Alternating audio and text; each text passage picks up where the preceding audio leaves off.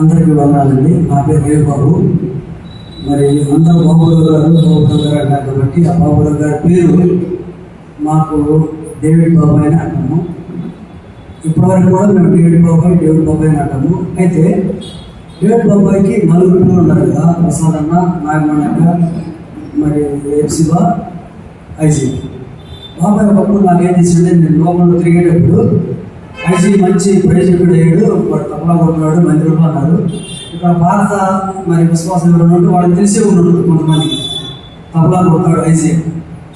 అయితే ఆ సమయంలో తప్పలా కొట్టాడు బాగా ఉన్నాడు. ఆ తర్వాత బాబాయ్ మా ఇంటికాడ ప్రార్థన, మా మాదిరి మహిళలో వెళ్ళినప్పుడు, లేకపోతే ఫాదర్ మహిళలో వెళ్ళినప్పుడు కానీ ఇక్కడ ఎన్నో మీటింగ్లు బాబాయ్ వచ్చాడు. అన్న కూడా మాకు మంగళగిరి పట్ల అసలు సేవకులుగా వచ్చారు. అన్నకి కూడా బాగా తెలుసు బాబాయ్. అయితే అన్న కూడా మా ఇంటికి వచ్చి బాబాయ్ యొక్క ఉద్దేశం ఎట్లా ఉందంటే,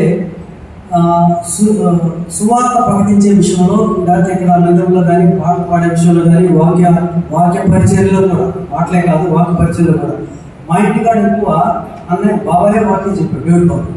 అయితే ఆయన అందరూ చాలామంది రక్షణ పొందారు. కానీ ఐజయ, మరి ప్రసాద్ అన్న, మరి అక్క అయితే పెద్ద నాగమణక్క అయితే, మరి ఫిలిప్ బాబు గారు మరి సేవలో ఉండి చనిపోయారు.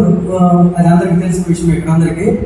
ఆయనకి ఇట్లా బాగా వాడడం పడుతున్న ఇట్లాంటి విషయంలో మరి అపవాది ఎవరైతే దేవుడు ఎక్కువ నమ్ముకున్నారో అక్కడ ఎక్కువ పనిచేస్తుంది కాబట్టి, బాబాయ్ కొంచెం మరి ఐజీ రూపంలో పనిచేస్తుంది కాబట్టి, ఆయన కోరిక ఏంటంటే అందరూ ఆయన విధమైనటువంటి నడిచారు. మరి సంఘానికి, సమాజానికి, మా కుటుంబాలన్నిటికీ ఎంత మాదిరికరంగా భక్తి భావాలతో ఉన్నారో అదేవిధంగా ఆయన కుటుంబం కూడా ఉండాలని ఆయన కోరిక. కాబట్టి చివరిగా నేను 2 వారాల క్రితం బస్సు గారి చర్చికి నేను కూడా వచ్చి పరిచయకు వచ్చి వస్తా బాబాయ్ చూసి బాబాయ్తో మాట్లాడాను.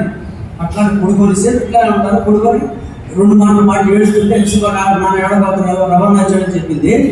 ఆయన ఏంటంటే అందరూ మారారు, ఐసీ ఒకటి మారాలి అనేది ఆయనకు బాగా దృఢంగా ఉంది.